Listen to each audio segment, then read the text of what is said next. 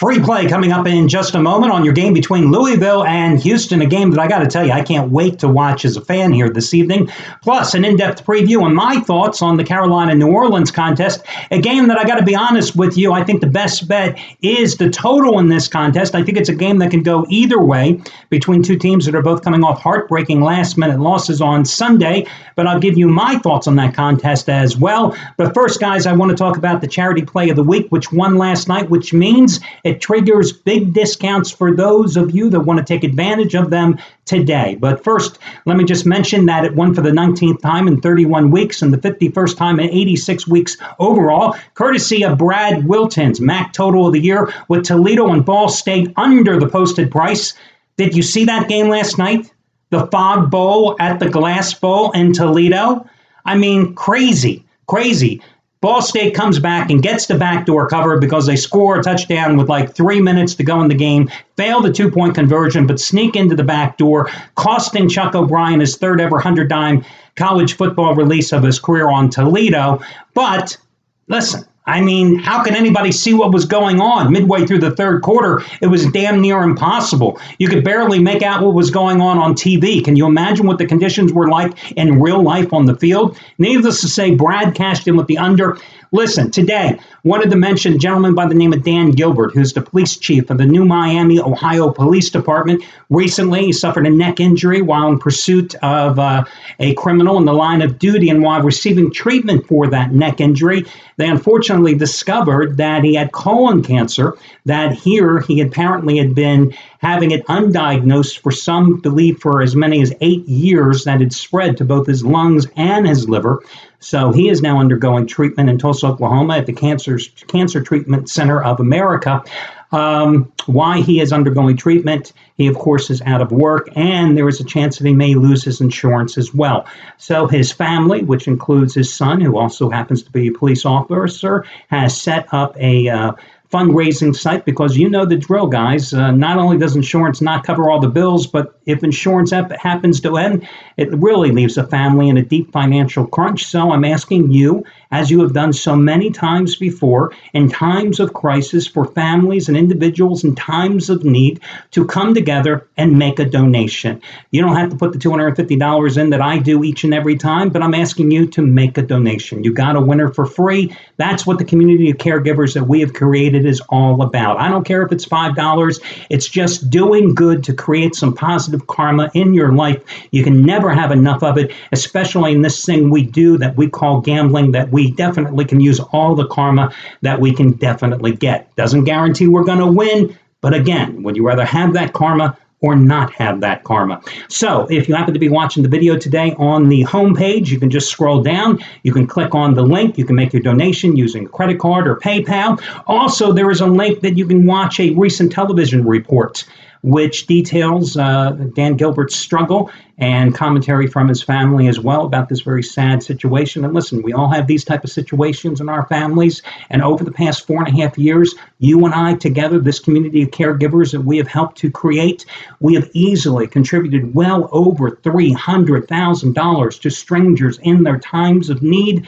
And I'm asking you to go to the well once more, courtesy of Brad Wilton's winner last night on Toledo and Ball State under the posted price. Now, in terms of bribing you to make a donation, you can save $175 on any purchase of any Handicapper 60-day package tonight by using coupon code SAVE175.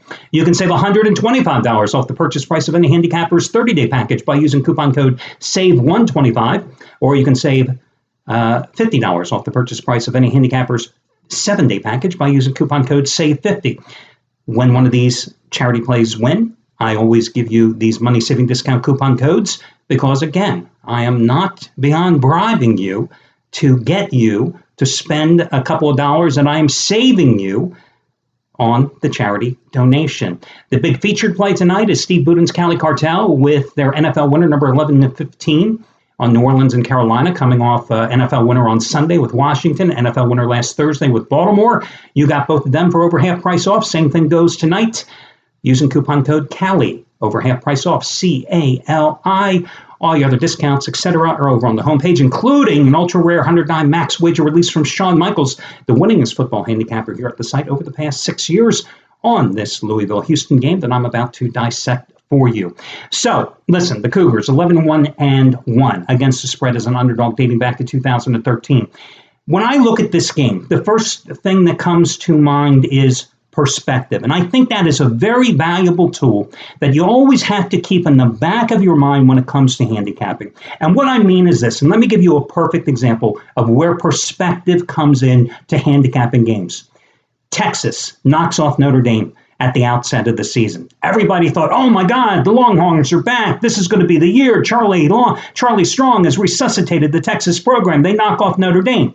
Well, here we are 8 weeks later, and what have we found?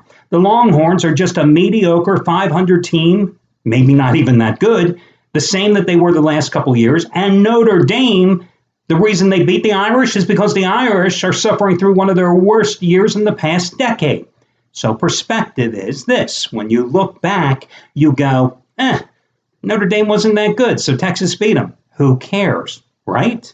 So I look at Houston when they opened the season with that monster win against Oklahoma.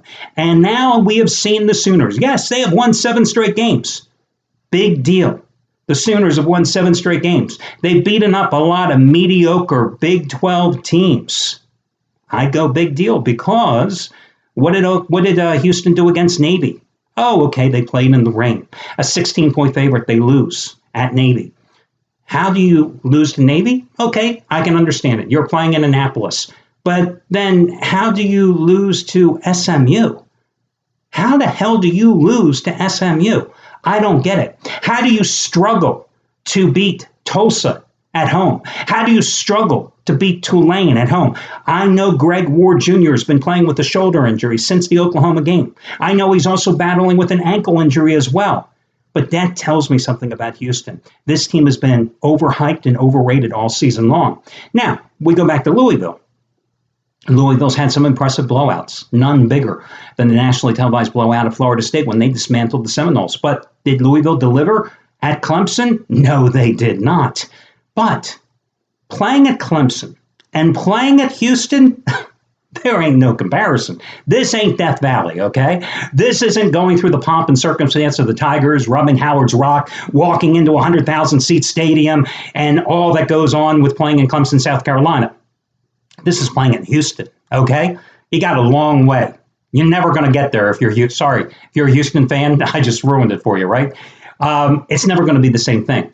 This is a Louisville team that has a chip on its shoulder because this is a Louisville team that's number 5 in the latest college football playoff standings. That's 2 notches lower than it's ranked in the current college football coaches poll.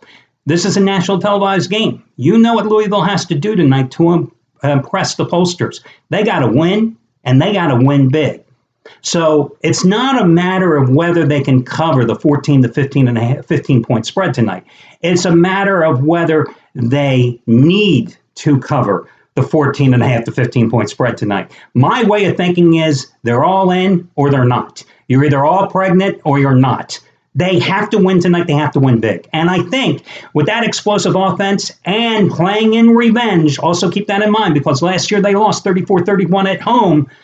I think that they're motivated, and Bobby Petrino's team has shown that they have the killer instinct. They ain't like Toledo last night, failing to score again after midway through the third quarter against Ball State. They will run up the score given the opportunity. And also remember, last year when they lost at home at Papa John's Stadium in Louisville, that was Lamar Jackson's first start. Now, did Louisville struggle last week, especially in the first half against Wake Forest? Yes, they did. Were they focused on the Demon Deacons? No, they were not. They're going to be focused tonight. And I like Louisville in this spot against Houston. Now, let's talk about this game between New Orleans and Carolina. When these two met week number 6 in New Orleans, the final score you see was kind of misleading. It was 41-38. Now, it's kind of ironic. That's the second straight 41-38 decision in this series, the other one going to Carolina at the end of last year. But the Saints were up 21-0 in that game. Then the Saints pretty much allowed Carolina to come back in that game because they kept shooting themselves in the foot with a bunch of costly penalties. They had 10 flags thrown in their direction. 3 of them were pass interference calls right near the goal line that Carolina subsequently converted into touchdowns. So they got 21 points back on ridiculous penalties against them being the Saints. So Carolina comes roaring back. They tie the game. And New Orleans eventually needs a 52-yard field goal by Will Lutz with 11 seconds to go to actually win the game 41-38. Now, Drew Brees in that game just lit up Carolina's secondary. Carolina was starting 2 rookie cornerbacks. Hey, they're still starting 2 rookie cornerbacks here tonight. One of them's different than back in week number 6, but 2 rookies are 2 rookies. That's the bottom line. Had 465 yards passing, 4 touchdowns in that game. I think New Orleans is playing better ball now than it was back in week number 6. Saints should have beaten Denver this past Sunday. Shoulda, coulda, woulda, but they didn't, and you know how that game ended. Carolina was fortunate to beat the Rams. Carolina beat an Arizona team that has been underachieving for all season long. Carolina should have beaten Kansas City, but gave the game away because of turnovers, as we saw on Sunday. Carolina hasn't shown me anything. Oh, did I mention that football is not as much fun for Cam Newton? Hey, guys, any of you out there make zillions and millions of dollars and your job is no longer fun? I want one of those jobs, too. I want to be paid millions of dollars like Cam Newton, and I want to come out here and say, damn it, this game isn't as fun as it used to be for me either. Damn. Anyway, if the game's not fun for Cam, I just don't know what I can do for the poor guy. But the bottom line is this Carolina defense has sucked all season long. It doesn't matter. Josh Norman isn't the difference maker. This Carolina defense needs more than just Josh Norman back there in the secondary. Now, I do think Carolina is a little better than it was when it played New Orleans the first go-round, because keep in mind that Cam Newton in that first week 6 meeting was coming off a concussion. He had missed the prior week's game, so he only ran the ball 2 times in that contest. One was a kneel down, one was a real run. He ran 12 times against Kansas City this past Sunday. So when he's scrambling, when he's on the tear, when he's on a roll, Carolina is a much more dangerous offensive team. But all things considered, again, this is a Saints team that beat Seattle at home 25-20. You saw what Seattle did just the other night against New England, right? What has Carolina done for you? Again, barely beat the Rams, beat a bad Arizona team, gave up a game that they should have won against Kansas City. Chiefs did absolutely nothing offensively in that game. They gave, meaning the Carolina Panthers, gave that game to them. I would much rather grab the points. It's 3.5. My God, guys, at 3.5, 4, I would be buying up the points on New Orleans tonight. That's the way I would play that game. Now, of the 2 complimentary plays, again, if you want to say my official free pick is actually Louisville, that's what it is. But I lean and gravitate more towards New Orleans in this particular contest. I think it's going to be an interesting game. It's not the game I'm going to be watching tonight. That's going to be the Louisville-Houston game, obviously. But, again, I think the best bet in this game between New Orleans and Carolina is going to be the over-under. Will New Orleans and Carolina light up the scoreboard like they did? Or will both teams playing better ball offensively and defensively stay under? Well, obviously the total is where I'm going in this one. Your other football game tonight is between Arkansas State and Troy State. Arkansas State is a 7.5-point underdog. Red Wolves started the season 0-4. They've since won 5 in a row. They're coming off wins against New Mexico State, 41-22 at home. Georgia State, 31-16 on the road.